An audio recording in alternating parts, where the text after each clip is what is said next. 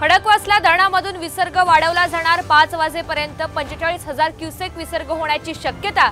एकता नगरमध्ये लष्कर तैनात, रहिवाशांचं स्थलांतर सुरू।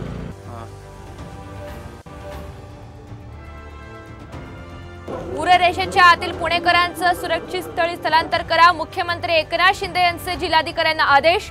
तर अजित पवार यांच्या जलसंपदा विभागाला पाण्याच्या विसर्गाच्या सूचना।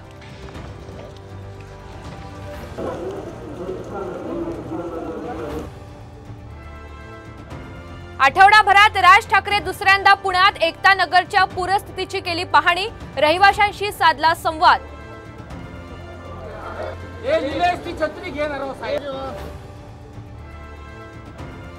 नाशिकच्या गंगापूर धरणामधून विसर्ग सुरू, गोदावरीला पुराची भीती, नदीकाठच्या नागरिकांना सतर्कतेचा इशारा।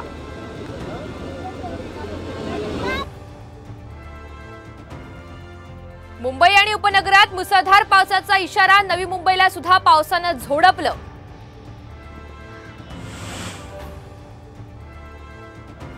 नवी मुंबईच्या राजकारणामध्ये भूकंपाची शक्यता, एक मोठं राजकीय कुटुंब मवियाच्या संपर्कात, सूत्रांची माहिती।